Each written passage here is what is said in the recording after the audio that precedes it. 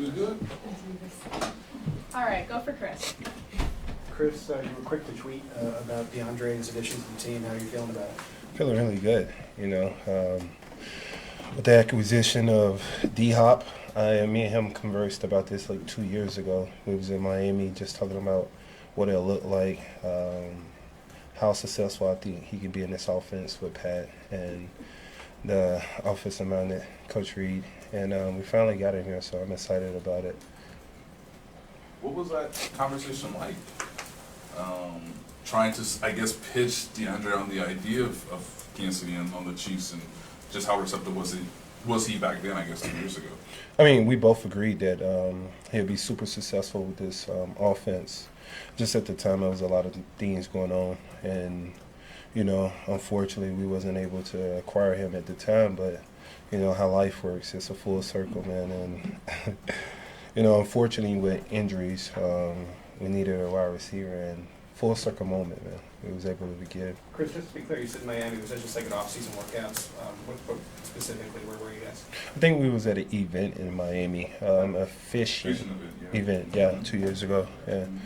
I was there. I was part of the fishing event. I think he was also. And we was able to talk, have a chat about what it'll be like being in Kansas City, what is Kansas City like, and how successful he can be with us.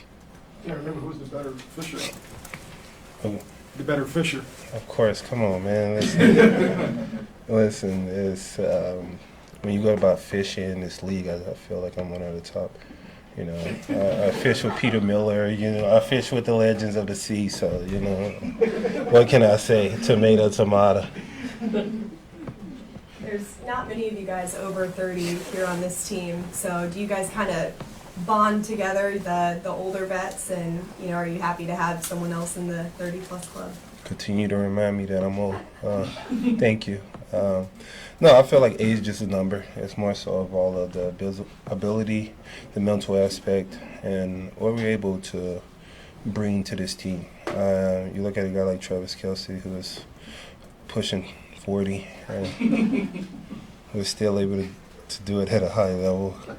And I think D-Hop is a guy that's still able to do it at a high level in the right offense. So I think he's going to be a great addition to this offense, who've been troubled by injury throughout the year. Hopefully he's able to play immediately.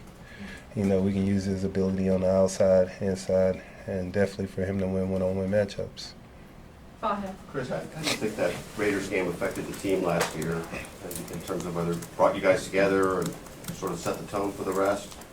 It was definitely a wake-up call in December, close to Christmas game. And they came here and kicked our butt. No excuses about it. Brought out the Kermit the Frog thing. We completely understand that.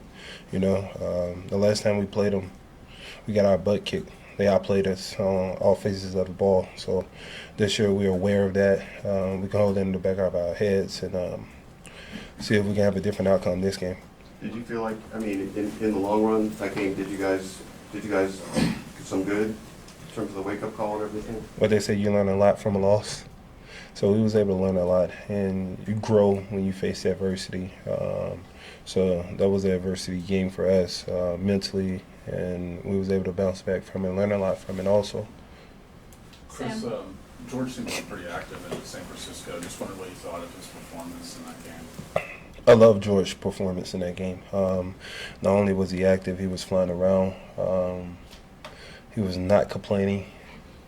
We finally got him a sack. But we got to continue to be consistent in that area, all phases of the game, especially George. I think he's somebody who can, if we get George going consistently, he can be very successful for this defense. But we just got to keep on him, keep at him, making sure he keep his head down and staying at it. Couple more. Thank All you. good? Thank you, guys. Y'all take care.